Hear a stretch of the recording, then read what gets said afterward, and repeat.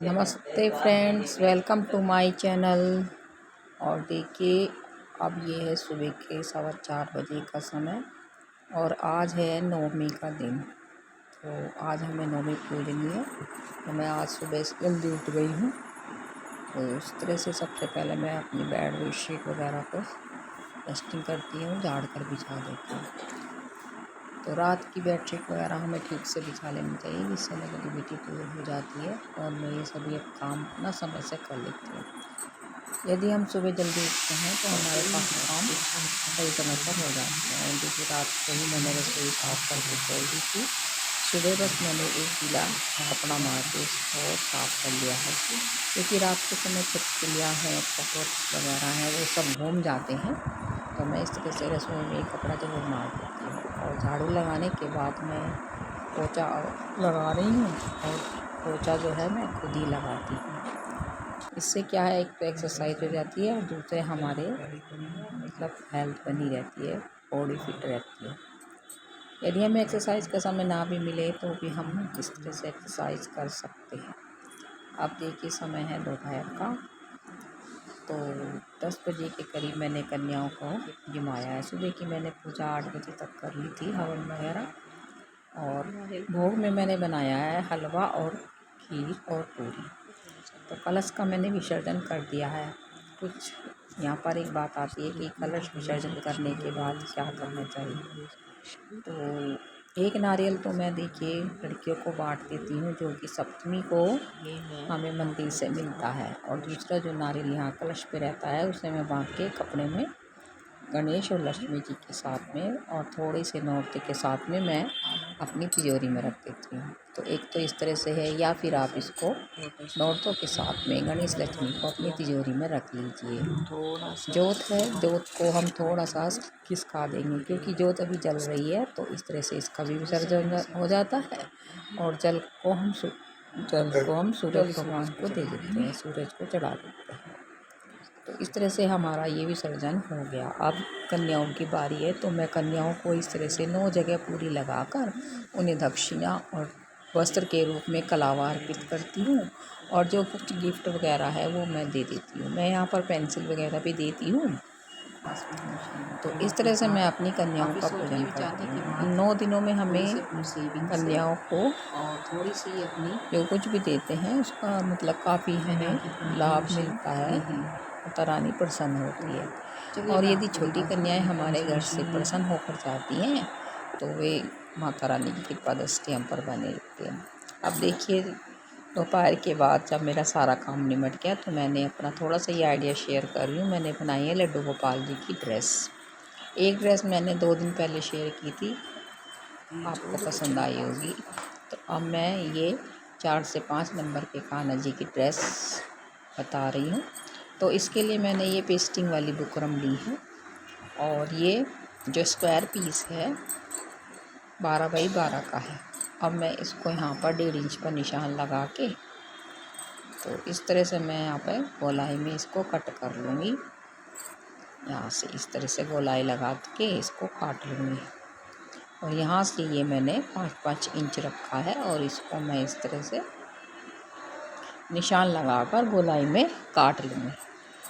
तो ये देखिए, मैं इस तरह से सर्कल में इसको बना दूँगी। अब हम इसकी कटिंग कर लेते हैं। तो देखिए फ्रेंड्स, इस तरह से मैं इसकी कटिंग कर लूँगी। तो यदि आइडिया आपको अच्छा लगे तो प्लीज़ एक लाइक करिएगा। तो इस तरह से मैं ये लड्डू गोपाल की ड्रेस की कुछ आइडिया शेयर कर रही हूँ। I hope you like my video. तो प्लीज़ यदि अच्छे लगे तो लाइक और कमेंट अवश्य ही करें। और जो नए सब्सक्राइबर हैं वो भी सब्सक्राइब करना न भूलें। आशा करती हूँ तो आपको मेरी वीडियो अच्छी लग रही होगी और लास्ट तक देखिएगा। तो इस तरह से आप देखिए, मैंने सर्कल कट कर लिया है। अब मैं इसको एक साइड से यहाँ पे कटिंग कर दूँगी।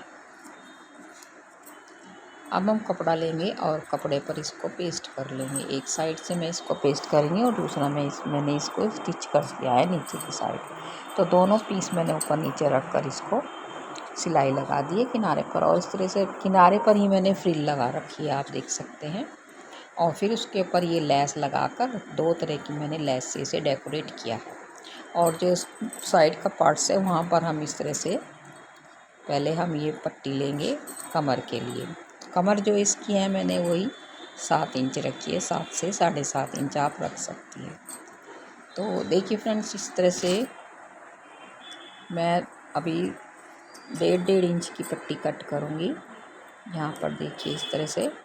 और जो ये हमारा खुला पार्ट्स है वहाँ पर मैं इसको अटैच करूँगी इसकी फिनिशिंग के लिए। ये देखिए इस तरह से यहाँ पर हम इसको रखेंगे और इस तरह से इसको फिनिश कर देंगे इसके किनारे। और फिर यहाँ पर आप चाहे तो लेस वगैरह भी लगा सकती हैं, वो आपकी इच्छा है। तो इस तरह से इसको फिनिश करने के बाद हम ये कमर में पट्टी लेंगे और यहाँ पर इसको डोरी अटैच करते हुए अटैच कर देंगे।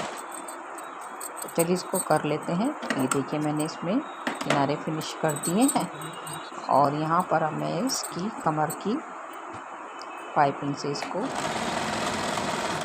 कमर की पट्टी इसको मैं लगा दूँगी। तो मैंने दोनों किनारे फिनिश करने के बाद बेल्ट लगा रही हूँ कमर में डोरी को अटैच करते हुए, पहले उल्टी साइड से और फिर सीधी साइड से। अब देखिए मैंने ये गोल सर्कल रेडी हो गया है इसका नीचे का पार्ट्स। अब हम ये 2 इंच की मैंने पट्टी ली है 1.5 इंच की, और इसमें मैंने लेस से डेकोरेट कर लिया है। और हम यहाँ पे एक स्टिच नीचे की साइड लगाएंगे 2 इंच तक, 2.5 इंच तक, और ऊपर की साइड 1 इंच तक। और इस तरह से इसको फोल्ड कर लेंगे यहाँ से इस तरह से। देखिए